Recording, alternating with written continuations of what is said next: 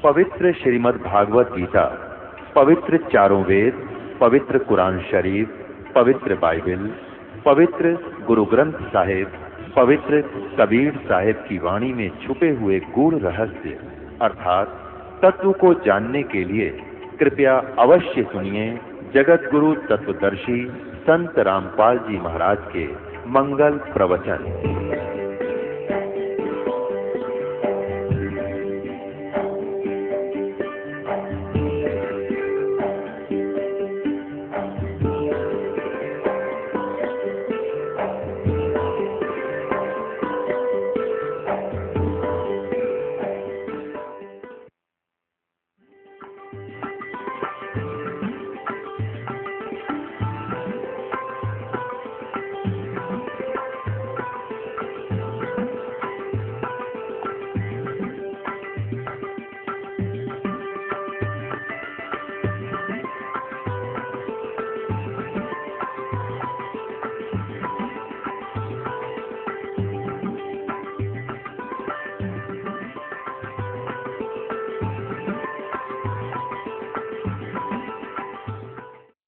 पुण्यात्माओं, ये सरपुरुष कौन है?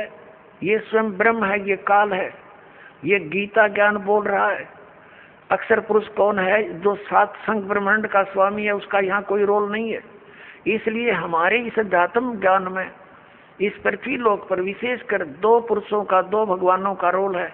एक तो इस सरपुरुष यानी ब्रह्म का, जो श्री कृष्ण जी में प्रवेश करके गीता जी का ज्ञान बोल रहा है, जिसने ज्ञान बोला।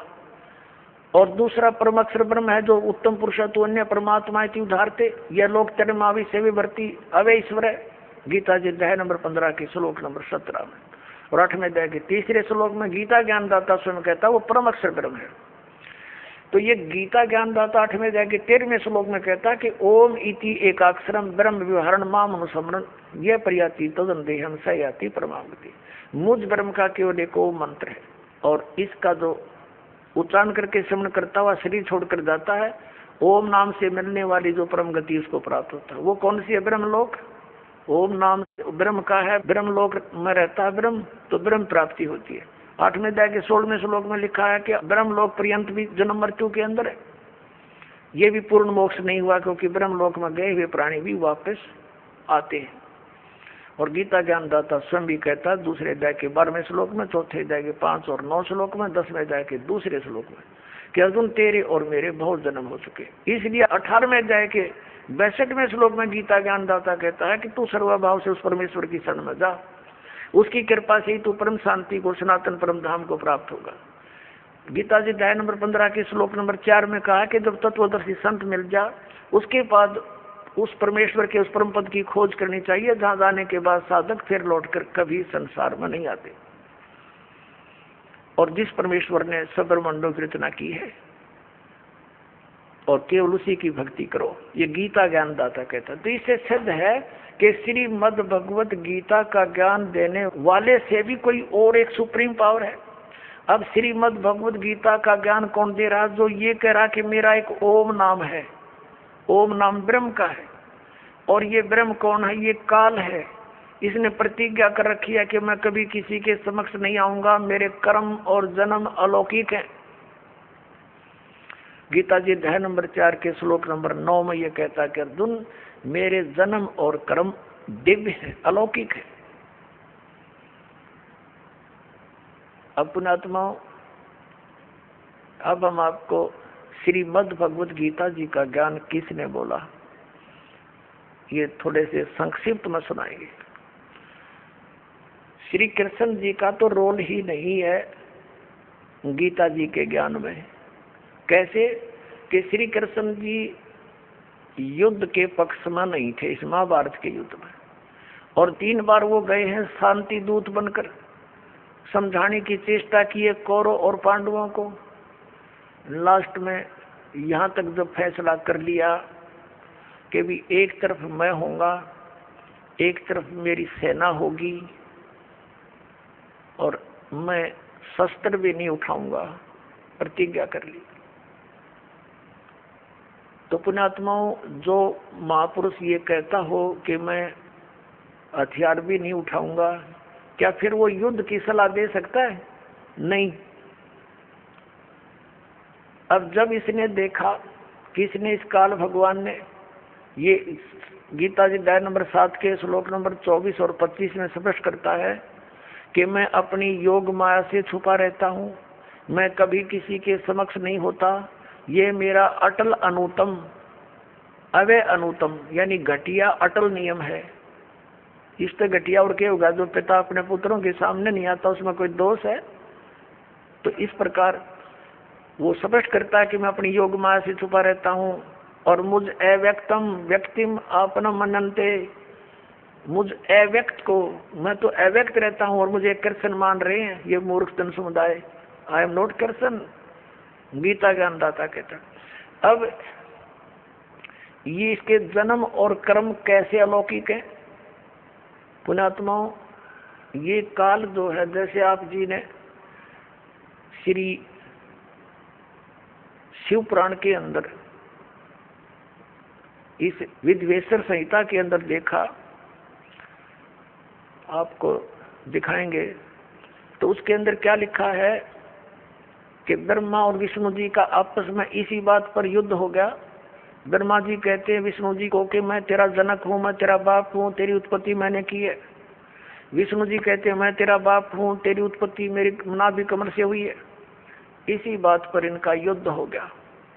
इसको समाप्त कराने के लिए इनके पिता, जिसने यह गीता का ज्ञान बोला, ये इनका पिता है, ये काल रूपी ब्रह्म सदाशिव यही है। इसने इन दोनों के बीच में एक तेजो में लिंग खड़ा कर दिया, स्तंभ, और बहुत लंबा चौड़ा, ये ऊपर नीचे घूमने लगे। उसका और छोर प्राप्त करने के लिए युद्ध बंद हो गया।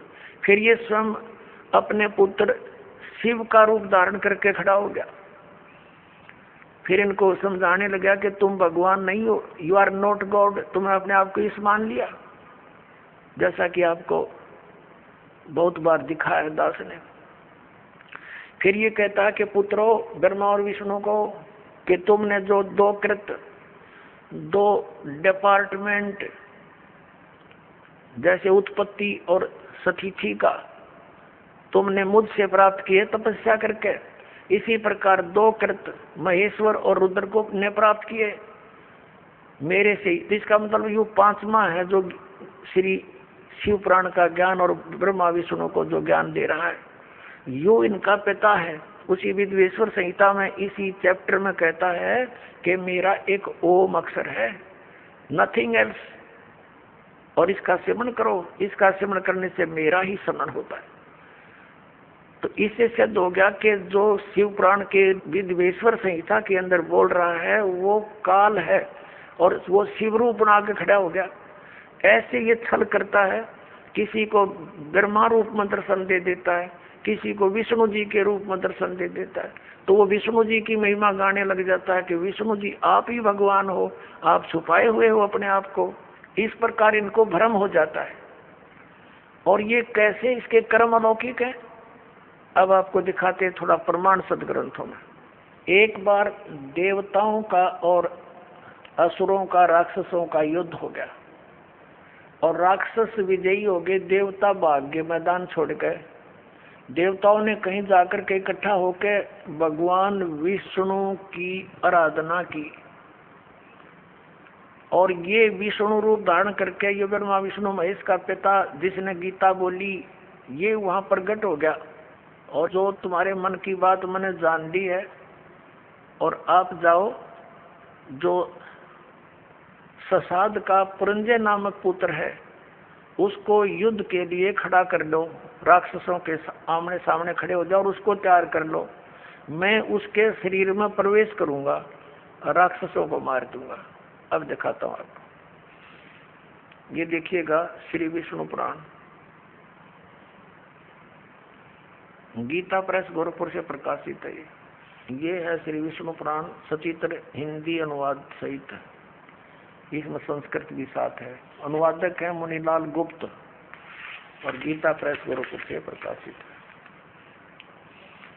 प्रकाशक एवं मुद्रक है गीता प्रेस गोरखपुर, गोविंद भवन कार्यालय कोलकाता का संस्थान। अब इसके अध्याय नंबर 2 और चतुर्थ अंश ये चतुर्थ अंश और 233 पृष्ठ पे ये विष्णु पुराण। अब हम आपको यहाँ ले आते हैं, 233 पृष्ठ पे यहाँ से पढ़ेंगे।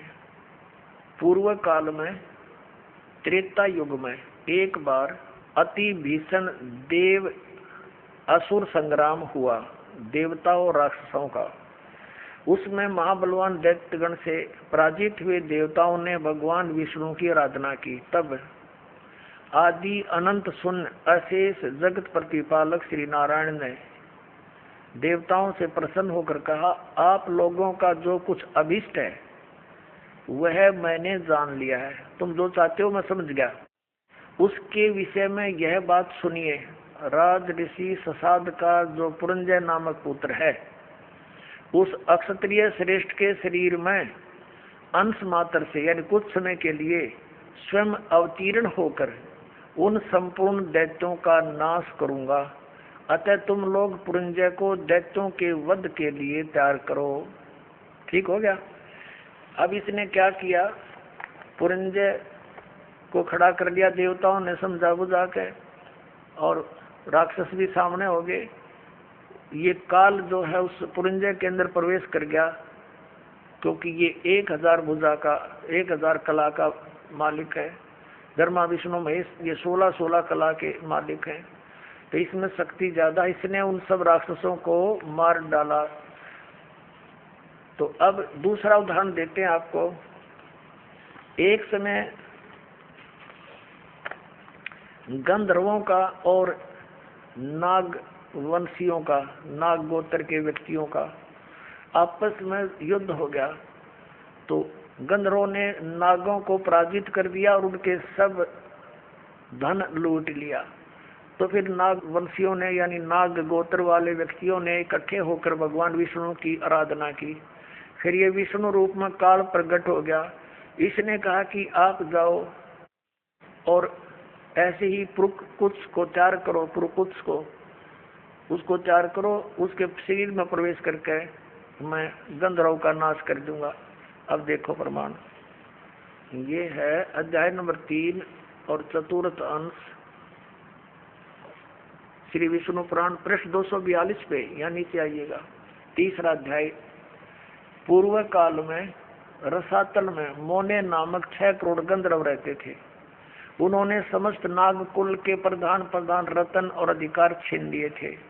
गंधर्वों के पराक्रम से अपमानित उन नागेश्वरों द्वारा स्तुति किए जाने पर उसके श्रवण करने से जिनकी विकसित कमल सदृश आंखें खुल गई हैं, निंद्रा के अंत में जागे हुए उन जलशाही भगवान सर्वदेवेश्वर को प्रणाम कर उनसे नाग गुणों ने कहा, भगवान इन गंधर्वों से उत्पन्न हुआ हमारा भय किस प्रकार शांत हो। तब आदि अनंत रहित भगवान पुरुषोत्तम ने कहा, यो नासव के पुत्र मान धाता का जो यह पुरुकुत्स नामक पुत्र है, उसमें प्रविष्ट होकर मैं समझ कर लिया, प्रविष्ट होकर उसमें प्रवेश करके मैं उन संपूर्ण दुष्ट गंधर्वों का नाश कर दूंगा। हो गया स्पष्ट। अब इसके कर्म अलौकिक ऐसे हैं, ये कहता मेरे कर्म दिव्य हैं। इसी प्रकार इसने श्री कृष्ण जी में प्रवेश करके गीता का ज्ञान वेदों वाला प्लस में अपने युद्ध कराने की जो अटकलबाजी, ये श्रीमद् भगवद गीता नाम से 18 अध्याय इसने बोले, और आखिर में डरा धमका के विराट रूप दिखा कर भयंकर रूप दिखाकर जिसको देख करके अर्जुन कांपन लग गया, अर्जुन जैसा योद्धा,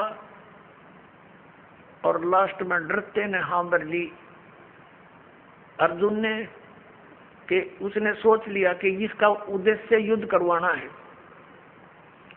और यदि मैं ना कर दूंगा और इसने फिर एक बार वो विराट रूप दिखा दिया मेरा हार्ट अटैक हो जाएगा। इसलिए इसने अपनी भलाई समझी कि मरना तो मैंने है ही, युद्ध करूंगा वहां भी मारा जा सकता हूँ, और जब इसने फिर विराट रूप दिखा दिया फिर भी मारा जा सकता हूँ। और भगवान के इरादे से वो परिचित हो गया था कि ये युद्ध चाहता है, तो इसने कह दिया कि हाँ जी मैं आप सब समझ गया हूँ, आप जो कहना चाहते हो मैं युद्ध कर लूंगा। नहीं, श्री कृष्ण युद्ध करवावे, जब पहले वो मना कर रहा था कि नहीं आप युद्ध मत करो, नाश हो जाएगा। और फिर ये क्या कहते हैं हमारे धर्मगुरु कि अर्जुन अक्षत्रिय धर्म का पालन नहीं कर रहा था, इसलिए भगवान ने उसको प्रेरित किया। अरे श्री कृष्ण स्वयं अक्षत्रिय था, और जब काल्यावन ने चढ़ाई करी मथुरा के ऊपर, स्वयं भगवान युद्ध मैदान छोड़कर भाग गए थे, जिस कारण से उनको रण छोड़ भगवान कहा जाता है। तो उन्होंने उस समय भी अपने क्षत्रिय धर्म का पालन त्याग दिया कि जिस कारण से अनर्थ टल जावे, नाश ना होए। तो क्या वो व्यक्ति फिर अक्षत्रिय धर्म के पालन करने के लिए इसे नाश करने की सलाह दे सकता है? तो पुण्यात्माओं, अब हमने इन सदग्रंथों से स्वयं परिचित होना है। ठीक है, इन्होंने जितना ज्ञान दिया वो इनके सतर्का इनके पास रहे। अब हम सदग्रंथों के अनुसार साधना करेंगे और ज्ञान ग्रहण करेंगे। अब आपको दिखाते हैं कि श्री कृष्ण जी को तो पता नहीं मैंने क्या बोला था गीता जी में, अभी दिखाता हूँ। अपनात्माओं, महाभारत का युद्ध हो लिया, कौरवों का नाश हो गया, पांडव राजगद्दी पर विराजमान हो गए। उसमें श्री कृष्ण के अंदर से काल निकल गया। ओनली श्री कृष्ण विद्यमान था, प्रेजेंट था। एक दिन श्री कृष्ण जी ने कहा कि अब मैं वापस जाता हूँ द्वारका को और तुम अपना राज करो। अर्जुन ने कहा कि भगवान आप हमें कुछ सत्संग अध्यात्म ज्ञान सुना कर जाओ, क्योंकि आप हमारे गुरु हो, एक सत्संग करके जाइयो। और अर्जुन ने कहा भगवान, जब श्रोतागण सामने बैठे थे, अर्जुन और कृष्ण वहां पर टहल रहे थे, सत्संग का समय के इंतजार कर रहे थे, श्रद्धालु आ रहे थे। तब श्री कृष्ण जी से अर्जुन ने कहा भगवान कृपा मुझे वही ज्ञान सुनाना जो आपने युद्ध के दौरान सुनाया था, यानी वो गीता जी का ज्ञान बताना। अब मैं भूल गया हूँ, बुद्धि के दोष से मुझे याद नहीं रहा। श्री कृष्ण जी कहते हैं कि तू बड़ा श्रद्धाहीन है अर्जुन, तू बड़ा बुद्धिहीन है, तूने उस ज्ञान को याद क्यों नहीं रखा। और अर्जुन पर तो डांट मार रहे हैं कि तूने याद क्यों नहीं रखा, और स्वयं कह रहे हैं अब मैं पूरा ज्यों का तो तुझे उसको नहीं बता सकता, क्योंकि उस समय मैंने योग युक्त होकर ये ज्ञान बोला था। हम भले आदमियों, जब युद्ध के इसे खतरनाक भयंकर समय में योग युक्त हुआ जा सकता है, तो इस पीस में क्या दिक्कत आएगी योग युक्त होने में? अब हो जा 2 मिनट लगे तो ज्ञान होता, उसने बोला हो तो उसने बोला ही नहीं था। ये श्री कृष्ण में प्रवेश करके काल बोल गया। जैसे आप देखते हो एक प्रेत आत्मा दूसरे के शरीर में प्रवेश कर जाती है और वो प्रेत बोलता रहता है, बहुत कुछ बोल जाता है। उसके जाने के बाद जिस शरीर की वो आत्मा अपने सचेत होती है, फिर उसको कोई अन्य ही बताते हैं, ऐसे बोल रहा था तू, ऐसे बोला, ऐसे बोला। उसको कुछ नहीं पता होता मैंने क्या बोला, और ही बताते हैं। फिर वो कहने लग जाता मैंने एक दिन ऐसे बोला। तो ऐसे श्री कृष्ण जी में प्रवेश करके उसकी आत्मा को दबा कर ये काल बोल गया सारे काम में। और उसके निकलने के बाद फिर ओरिजिनल कृष्ण था, वो क्या बोलता है दिखाता हूँ आपको। देखिए, ये संक्षिप्त महाभारत, ये द्वितीय खंड गीता प्रेस गोरखपुर से प्रकाशित है। संपादक तथा संशोधक हैं जयदयाल गोविंद का, गीता प्रेस गोरखपुर से प्रकाशित है। ये यहीं से प्रकाशित है, गीता प्रेस गोरखपुर से। इसके 667 पृष्ठ पर आप जी को ले चलते हैं। ये देखिएगा, पृष्ठ नंबर 667, 667, और ये है संक्षिप्त महाभारत।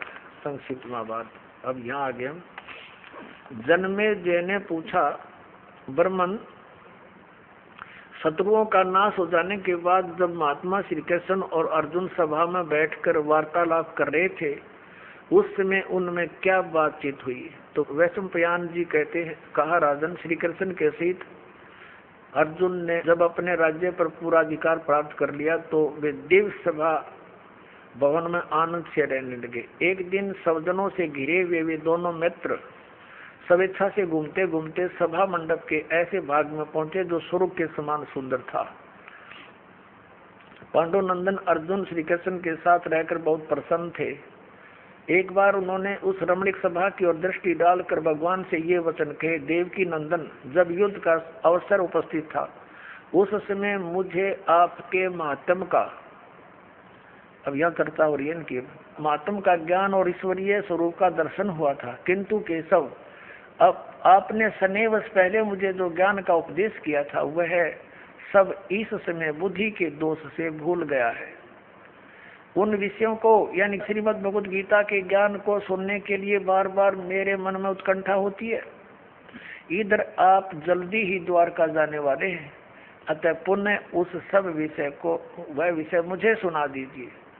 वैशंपायन जी कहते हैं, अर्जुन के ऐसा कहने पर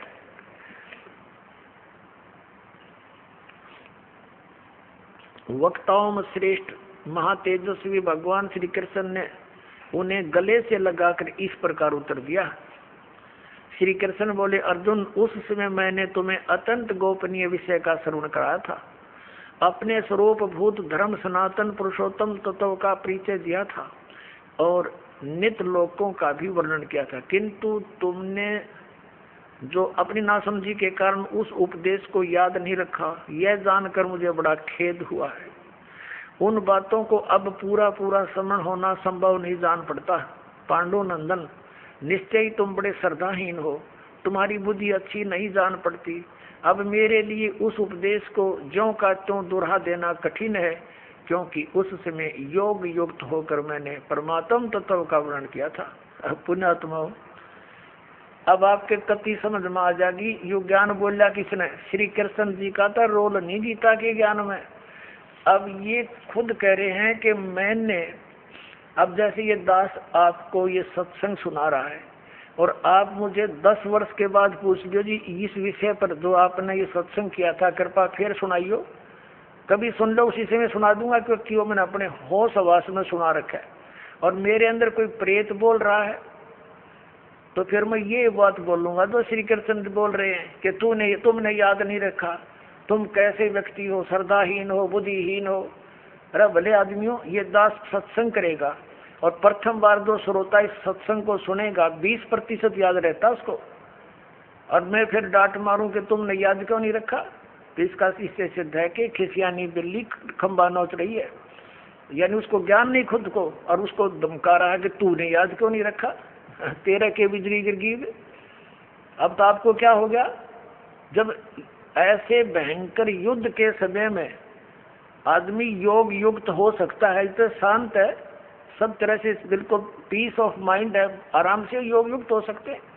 भाव कहने का ये पुणात्माओं, श्री कृष्ण जी का तो रोल ही नहीं था गीता के ज्ञान देने में। अब श्रीमद् भगवद गीता का ज्ञान दिया किसने है? ये काल ने दिया। गीता जी अध्याय नंबर 11 के श्लोक नंबर 32 में स्वयं कहता कि अर्जुन मैं काल हूं और देख तेरे सामने ये मेरा वास्तविक रूप है, और इस रूप का यानी जो मैंने अब तुझे ये रूप दिखा है, इस रूप का पहले ना तो किसी ने पहले दर्शन हुआ, ना आगे कोई कर सकता। ये तेरे ऊपर रहम करके मैंने ये अपना विराट रूप दिखा है। पुणात्माओं, यदि श्री कृष्ण जी बोल रहे होते गीता, तो ये शब्द नहीं कहते कि ये मेरा विराट रूप पहले किसी ने नहीं देखा, क्योंकि श्री कृष्ण जी तो अपना विराट रूप कौरवों की सभा में दिखा चुके थे। उस विराट में दिन रात का अंतर है।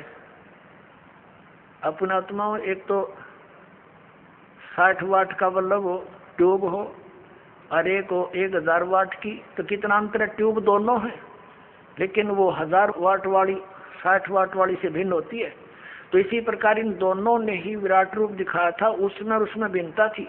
और ये शब्द श्री कृष्ण जी नहीं कह सकते कि पहले किसी ने नहीं देखा और आगे कोई नहीं देख सकता। तो इससे सिद्ध है गीता ज्ञानदाता श्री कृष्ण नहीं, उसके अंदर प्रवेश करके काल बोल रहा है। वो 1000 भुजा का भगवान है, 1000 कला का है, सहस्रा बाहु। अब 11वें अध्याय के 21वें श्लोक में अर्जुन कहता है कि हे सहस्रा बाहु, हे 1000 भुजा वाले भगवान, अपने उसी चतुर्भुज रूप में आ जाओ।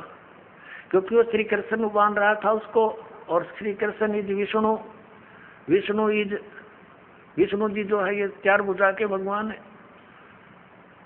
अब इस दास की नजरों से आपको पता चलेगा कि श्रीमद् भगवद गीता का ज्ञान किसने बोला। और अन्य प्रमाणिक ये है कि श्री कृष्ण तो अर्जुन के साले थे। श्री कृष्ण की बहन अर्जुन को ब्याही थी सुभद्रा जी, अपने साले को पहचानने से भूल गया वो। श्री कृष्ण नहीं था वो। श्री कृष्ण के बाहर निकलकर वो काल देख रहा था, ऐसा भयंकर रूप दिखाया, और श्री कृष्ण अलग खड़े हैं, ओझल हो गए उसके प्रकाश में, तेज में। तब अर्जुन पूछता है, हे महानुभाव आप कौन हो, मैं आपको नहीं पहचानता। तो क्या श्री कृष्ण थे वह? और भी ढेर सारे प्रमाण हैं कि श्री कृष्ण जी ने गीता का ज्ञान नहीं कहा। श्री कृष्ण जी ने पहले कभी काल नहीं कहा अपने आप को, बाद में कभी काल नहीं कहा। श्री कृष्ण जी के पास तो ये जितनी गौवें थी, ग्वाल बाल थे, गोपियां थी, सब आकर के प्यार पाते थे, उसकी तरफ देखते रहते थे, निहारते रहते थे। क्या वो काल हो सकते? तो पुण्यात्मा, श्रीमद् भगवद गीता का ज्ञान इस सर्वपुरुष ब्रह्म ने दिया, जो ब्रह्मा विष्णु महेश का पिता है, और इसी को हमारे धर्म गुरु परम ब्रह्म बोलते हैं। इस काल को कि ये मूर्ति रहित है, ये आकार में आया तो सदाशिव बन गया, ब्रह्मा जी बताते हैं। और फिर इसने अपने शरीर से एक स्त्री की निकाली अपने शरीर से, जो इसके श्री अंग से अलग होने वाली नहीं थी। वो कौन थी? वो दुर्गा थी। वो परमेश्वर ने निकाली थी इस काल के पेट से, जो आपको सृष्टि रचना में बहुत बार बताया और सुनाया गया है।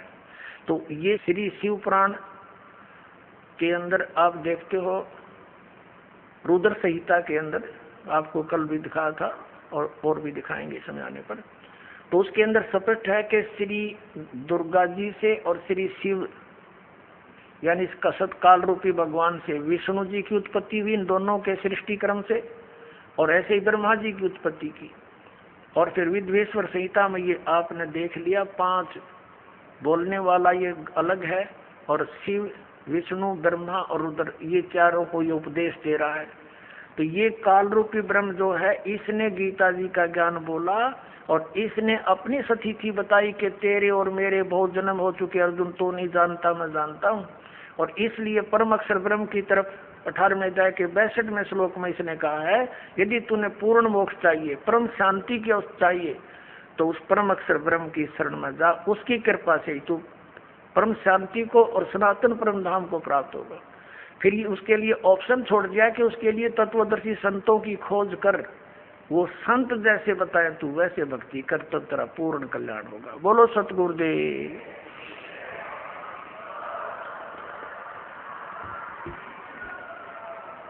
परम पिता परमात्मा पूर्ण ब्रह्म सर्वश्रेष्ठी रचनहार कुल मालिक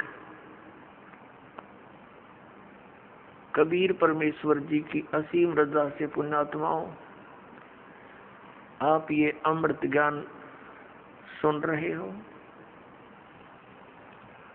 उस परमात्मा की आपके ऊपर कलम तोड़ कृपा है कि आप यहाँ सत्संग सुनने के लिए उपस्थित हुए।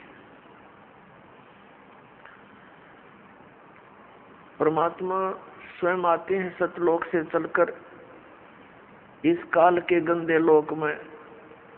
प्रत्येक प्राणी भ्रमित किया हुआ होता है काल के दूतों द्वारा।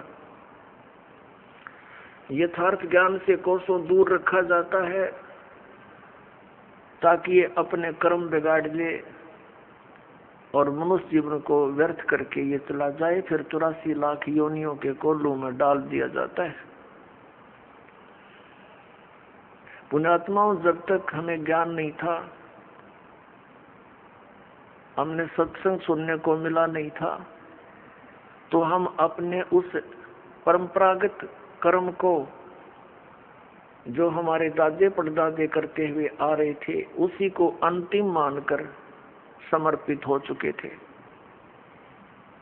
लेकिन भगवान की कसक अवश्य रह रहकर आत्मा में उठा करती थी कि भक्ति भगवान की करनी चाहिए। फिर ये लोक वेद सुनने को मिला हुआ था।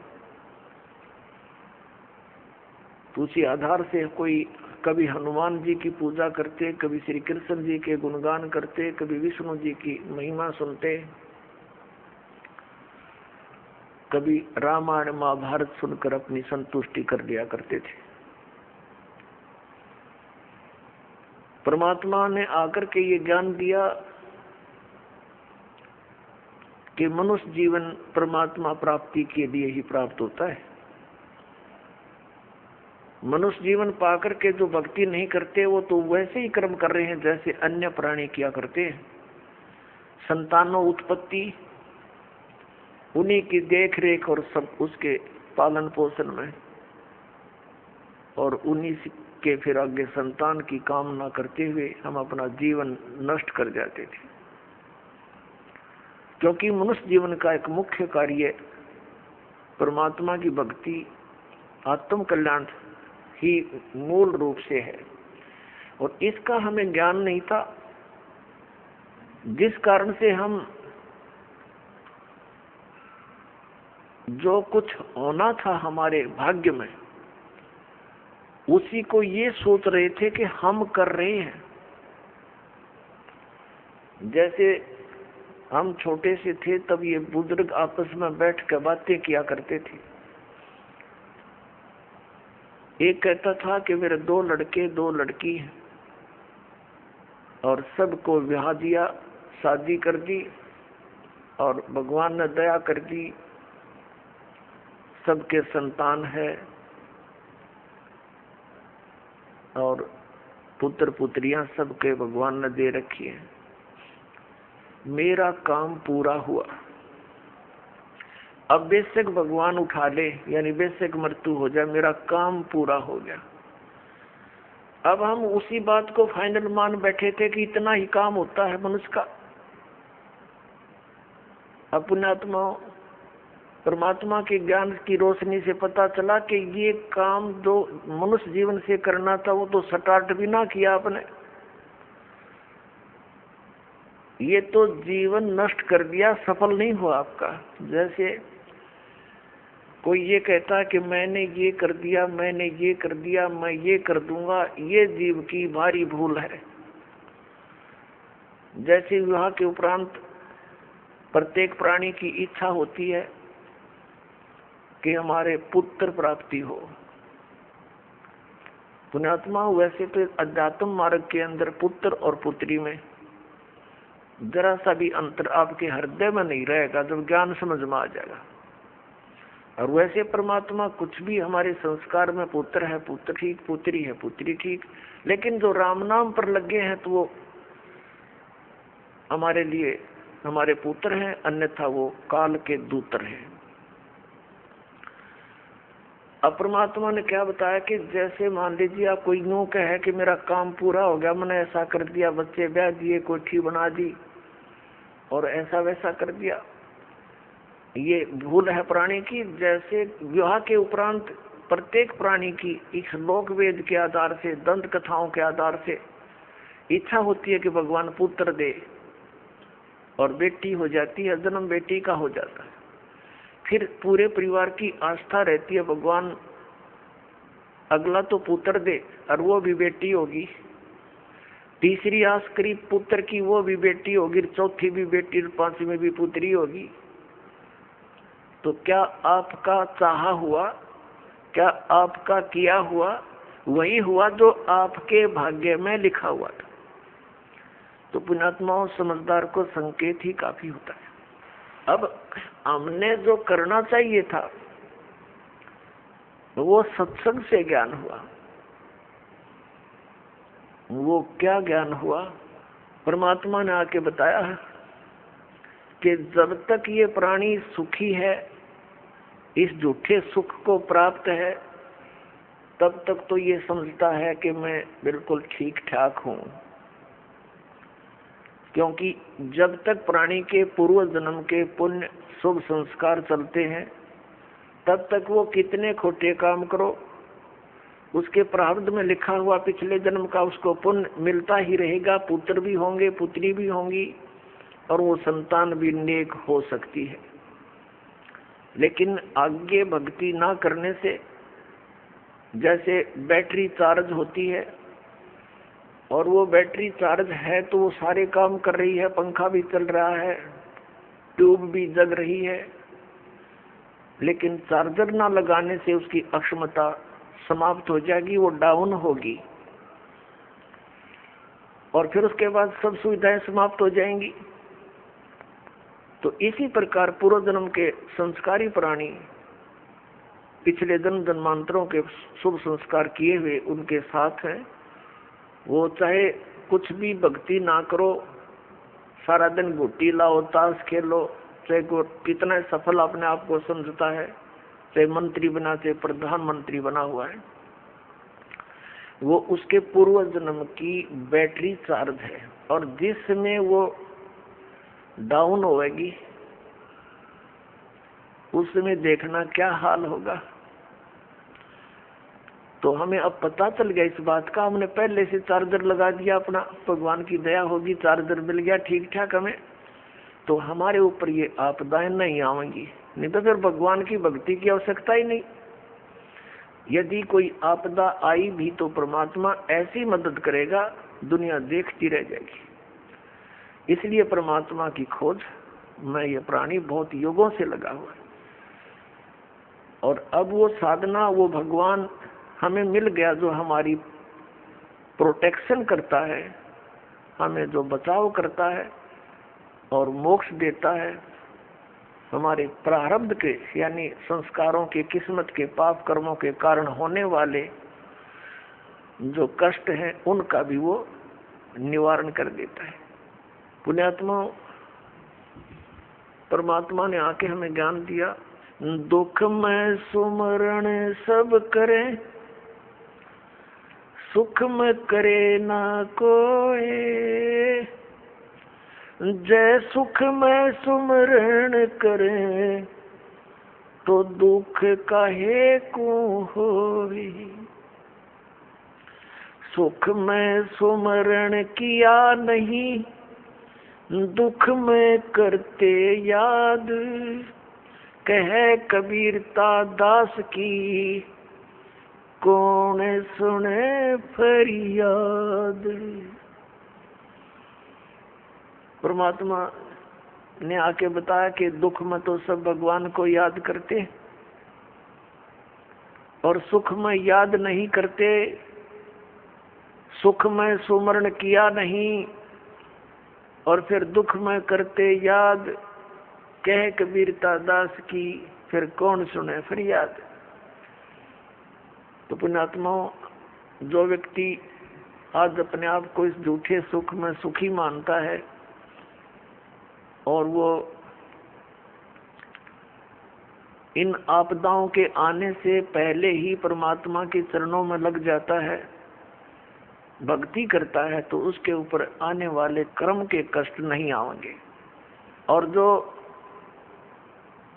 इस झूठे सुख में मस्त है, पुण्यात्मा, प्रत्येक प्राणी का प्रारब्ध बनाया जाता है। प्रारब्ध बोलते हैं हमारे पुण्य और पाप, वहाँ भगवान के दरबार में संचित हैं, डिपॉजिट है बैंक में। तो उनमें से जब हमारा मनुष्य जीवन आता है, एवरेज रेशो में पुण्यों के हिसाब से पुण्य निकाल लिए जाते हैं और पापों के हिसाब से पाप, दोनों का मिश्रण करके आपको एक मनुष्य शरीर मिलता है। जिनके पुण्य अधिक संचित हैं उनकी पुण्य की रेशो जीवन में ज्यादा होती है, लेकिन पापों का समावेश भी अवश्य होता है। तो जब तक पुण्य चलते हैं तब तक तो ये सोचता है कि मेरे ऊपर कुछ नहीं होने वाला, और जब पापों का दौर शुरू होता है फिर ये भटकता है, रोता है बुरी तरह टक्कर मार मार के, फिर परमात्मा को याद करता है। उसमें परमात्मा उस विषय में कहते हैं, अच्छे दिन पाछे गए गुरु से किया ना हेत, अब पछतावा क्या करे चिड़िया चुगेगी खेत। फिर परमात्मा दयालु है, कहते हैं पीछे गई सो जान दे, ले रहती को राख, उल्टी ला चढ़ाइयो, करो अपूठी चाक। अब दयालु क्या बताते हैं कि अच्छे दिन पीछे गए, सतगुरु की तलाश की नहीं, और अब क्या पछतावा करे, समय रहते अपने खेत की रखवाल करी नहीं, खेत को चिड़ियों ने खा लिया। फिर परमात्मा कहते हैं कि चेत सके तो चेत ले, आधा आधा पदा उभार, कि जो थोड़ा बहुत बचा है तेरा अब इसको संभाल ले, इसको उभार ले, अब भी बात बन जाएगी। अब क्या बताते हैं परमात्मा, जैसे कुछ बुजुर्ग लोग हैं, वृद्ध हो गए बेचारे, ये तत्व ज्ञान ना मिलने से, अध्यात्म ज्ञान ना मिलने से अपने को जो ट्रेनिंग मिलती है परिवार से, रिश्तेदारी से, कुटुंब कबीले तक, समाज से, वो केवल यही मिलती है भाई अपना करके खा ले और लेकर दे दे। ये तो एक नेक पुरुष का कर्तव्य बनता है, ये तो फर्ज होना ही चाहिए। लेकिन इसके साथ साथ हमने भविष्य का जो करना था, वो परमात्मा की साधना, धर्म, पुण्य करने थे, वो ज्ञान के बिना वंचित रह गए। और वो ज्ञान मिले सतगुरु और संत से, तो परमात्मा कहते हैं आखिर तुझको कौन कहेगा गुरु बिन आत्म ज्ञान। ठीक है, समाज संसार में रहने की विधि तो आपको समाज के लोग बता ही रहे हैं, लेकिन आत्म कल्याण का जो मार्ग है वो संत ही बताया करते हैं।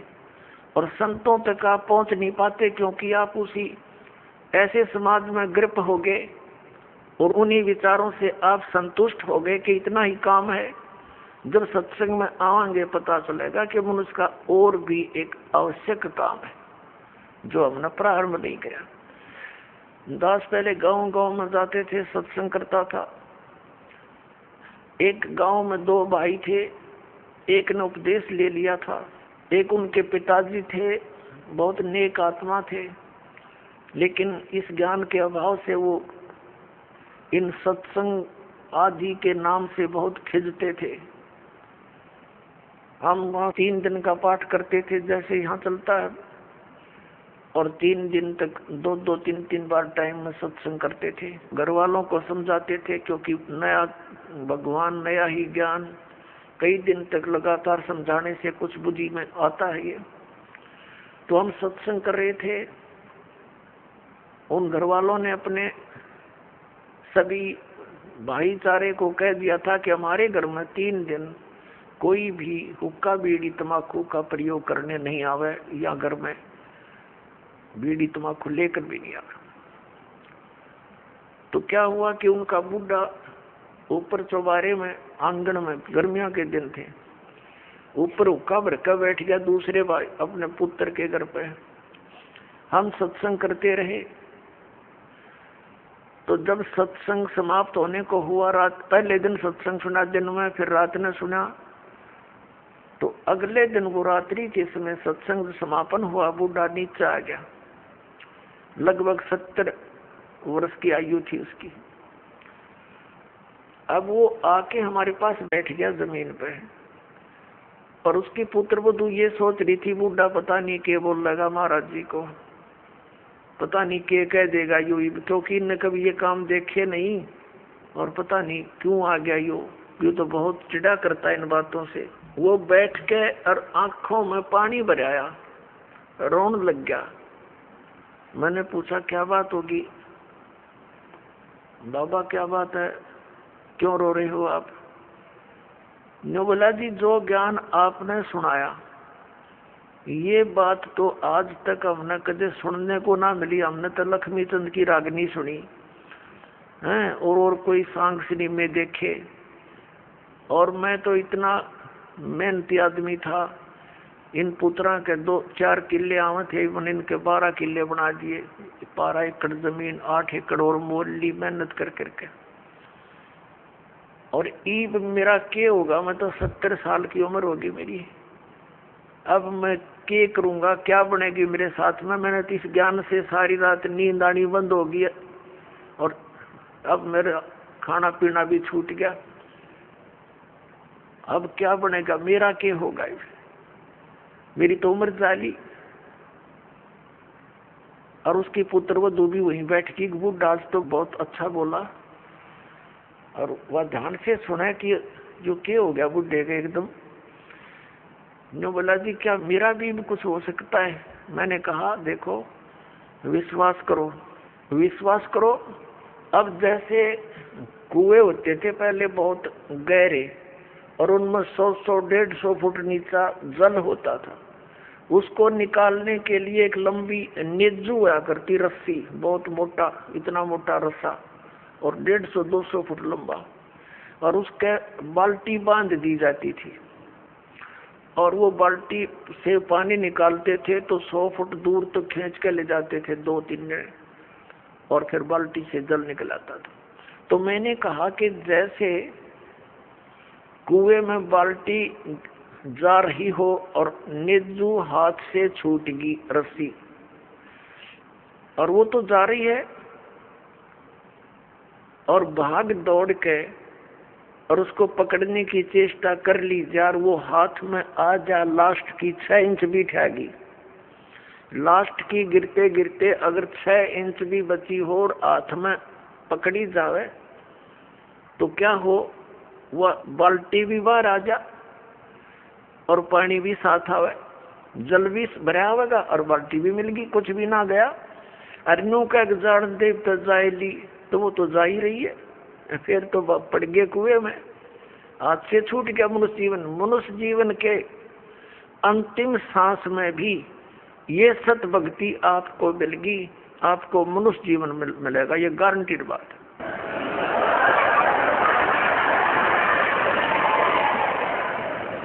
और आप क्या तो अभी 70 वर्ष है, एवरेज 80-90 तो मानते हैं मनुष्य की आयु, और आप तो स्वस्थ दिखाई देते हो, करड़े हो, खूब तगड़े, और नाम लो पर ओका बीड़ी शराब तम्बाकू ये छूना नहीं पड़ेगा। और आन उपासना कुछ नहीं करोगे। ये बाबे गांव गुम में जितने डेरे डेरे बन रहे हैं या अन्य जो समाज पूजा तीर्थ व्रत ये नहीं करने होंगे। ने बोला जी मैं तो कुछ नहीं करूं, मेरा पीछा छूटे क्यों करे, और कर करा लिया हमने, सारी उम्र डड़े डोलिए, मुझे दीक्षा दे दो। उसकी पुत्र वधू कहने लगी दादा ओके बहुत पीवा है तू, नाम लेकर हुक्का नहीं पीना। न बोला तू देखिए तो एक बार, मन तो पता ही ना था इस बात का, आग लग गई सोके गए फूकना, मैंने मेरा गधा बनूंगा, कुत्ता बनू, ब्रांड मट्टी होगी। और संता के वचन है ये झूठे नहीं हुआ कर दे बेटी, तो पुण्यात्मा देखकर भाग जाएंगे बुढ़ापे में। नाम ले लिया उस भक्त ने और 10-15 वर्ष जिया और शरीर आराम से अपना मृत्यु को प्राप्त हुआ और मोक्ष हो गया। कहते हैं जीना तो थोड़ा ही भला, 10 सुमरण हो और लाख वर्ष का जीवन लेखद रहे नहीं कोई। अपने आत्मा जैसे बालक भक्ति पर लगता है बहुत अच्छी बात है, लेकिन इस ज्ञान से परिचित बूढ़ा तो सिर धड़कीबाजी ला देगा। न पता है उसने तो रोज पता है ना मेरा कल टिकट कट जाए, तो स्लोप में लिया जीवन कथीनो डलान में है। लास्ट जन के रहे जा 60 साल पास तो उल्टी गिनती शुरू हो जाए, ध्यान रखनी चाहिए बुढ़ा ने। और डट के करे भक्ति अपना पीछा छुटवावे।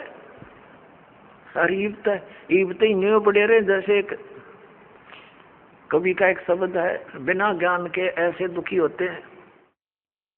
तेरा नर धोखे धोखे लुट गया आगी अंत घड़ी रे, आगी अंत घड़ी। तेरा नर धोखे धोखे लुट गया आगी अंत घड़ी रे, आगी अंत घड़ी।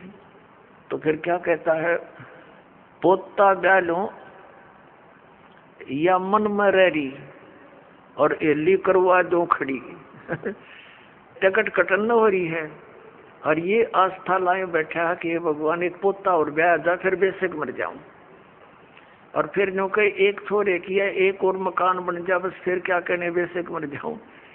बता इस प्रकार की आस्थाएं अज्ञानता से वृद्ध अवस्था में ये ज्यादा बढ़ जाती है, और जब ज्ञान हो जाएगा तब अपना माला लेके और बैठ जा कुण में, ना ताश खेले, ना होके पाड़े, ना गप्पे मारे, दिन रात एक करके अपना भक्ति करा के पीछा छुड़वाए। तो इस प्रकार पुण्यात्माओं परमात्मा कहते हैं पाछे गई सो जान दे, और ले रे तीन राख, उल्टी ला चढ़ाइयो करो अपुटी चाक। अगम निगम को खोज ले, बुद्धि विवेक विचार, उदय अस्त का राज मिले, तो बिन नाम बेगार। क्या कहते हैं परमात्मा के याद दिलाना चाहते हैं कि जरा सा कुछ विवेक से काम ले ए प्राणी, अगम निगम को खोज ले और बुद्धि विवेक विचार, उदय अस्त का राज मिले, तो बिन नाम बेगार। बेगार क्या होती थी? हम छोटे थे उस समय ये 3 व्हीलर चले थे पेट्रोल के, जिसने ये गणेश बोले हैं, और हमारे गांव से लखन माजरा तक एक गणेश चलते थे, 2 टेम्पू थे वो। उनमें से एक दिन नहीं आया, तो अगले दिन उससे पूछा उसके साथी ने कि कल कहाँ चला गया था। उसने बताया मैं कल बेगार में फंस गया था। बेगार क्या होती थी? पहले इन पुलिस वालों के पास गाड़ी गुड़ी तो होती नहीं थी, और किसी को पकड़ लेते थे, ऐसे को भाड़ा करने वाले को कहीं रेड लगानी होती, कोई चोर उचक्का पकड़ना होता तो उसने पकड़ ले जाते, सारा दिन उसकी रेल बनाए रखते, वो तेल भी अपने दोहरे डालता, और सारा दिन इधर चल उधर चल, सुबह पकड़ लेते, रात के 12 बजे छोड़ते, 1 मिनट का चैन नहीं, और खर्चा करते हैं। तो वो बता रहा था कि कल बेगार में फंस गया, 200 रुपये का खर्चा हो गया। उसमें तेल बहुत सस्ता था, पेट्रोल भी 1-1.5 रुपया 100 रुपये लीटर था, और उस दिन की दिहाड़ी की 200 रुपये का खर्च तेल पानी में लग गया। सारा दिन धक्के खाता, इंडियनों बोला 1 बजे छोड़ा, सुबह ले गए थे पकड़ के रात के 1 बजे। तो वो बेगार होती है, सारा दिन तो पूरा उसको 1 मिनट की पल नहीं, पल का भी चैन नहीं, कहीं रुकावट नहीं, सारा दिन वो ऐसा स्पीड खींचे दिखे, और घर पे खर्चा करके गाड़ी भी लुटवा के और रात में पड़ा आके, तो अपने तो पल्ले तो खर्चा कराया, और 1 मिनट की चैन नहीं, सारा दिन पहिया चला। वह बेगार कहलाती थी कि अपने चलता दिखे जैसे बहुत स्पीड तक को घनी सवारी करके आता होगा, यो और फंस रहा था बेगार के। तो परमात्मा याद दिलाते हैं कि जो परमात्मा की भक्ति नहीं करते, वो चाहे पूरी पृथ्वी का राजा है, आपने नो दिखे कि तो बड़े आगे पाछे इसका सलूट मारनी है और बड़ी जय जयकार हो रही है। परमात्मा कहते ये तो 3 व्हीलर वाला है, अपने पल्ले तो पैसे खर्च कर रहा है और खूब चहल पहल दिखाई देती है, अंत में इसकी वाह बिरन माटी होगी, याद रखेगा। अगम निगम को खोज ले, बुद्धि विवेक विचार, उदय अस्त का राज मिले, तो बिन नाम बेगार। या भक्ति नहीं है तो यु राजा पूर्व जन्म की कमाई को बर्बाद कर रहा है, और आगे की दाढ़ी बनती नहीं, क्योंकि ये नाम जाप ठीक नहीं कर रहा है। तो इसलिए परमात्मा कहते हैं बिन उपदेश अचंभ है, ये क्यों जीवत है प्राण, भक्ति बिना काठोर है, ये नर नाही पाषाण। परमात्मा कबीर परमेश्वर जी कहते हैं कि बिना उपदेश लिए, बगैर गुरु धारण किए, ये मनुष्य, ये जीव किसको आधार मान के जी रहा है? मुझे इस चीज का आश्चर्य हो रहा है। और भक्ति बिना काठोर है, ये नर नाही पाषाण। ये तो पत्थर हैं जब इस मनुष्य जीवन को बर्बाद कर रहे हैं, ना कोई आधार। यदि हम बच्चों को आधार मानते हैं तो हमारी ये मृत्यु हो जाती है, तो बच्चे हमारे कहाँ से हुए? हमारे सामने बच्चों की मृत्यु हो जाती है, तो ये आधार निराधार था, हमारा भूल थी हमारी कि हम इसीलिए जी रहे थे। हमारा आधार होना चाहिए मोक्ष, और मोक्ष के लिए पूर्ण संत की आवश्यकता होती है, सतभक्ति की आवश्यकता होती है।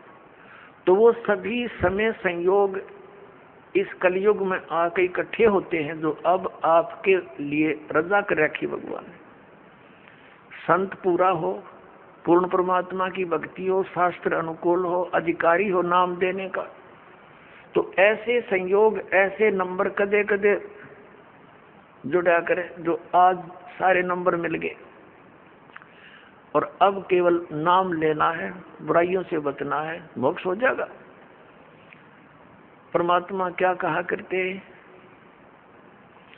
यो सौदा फिर नाही संतो, यो सौदा फिर नाही, यो सौदा फिर नाही रे संतो, ये सौदा फिर नहीं।